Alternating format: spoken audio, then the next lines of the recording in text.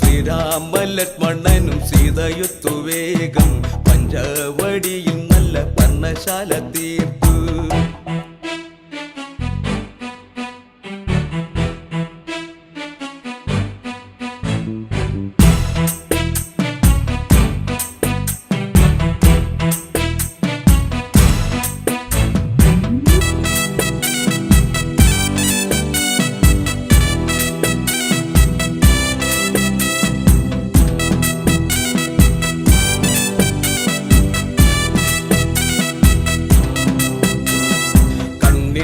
ചിമ്മി ചിമ്മി സീത നോക്കി മെല്ലെ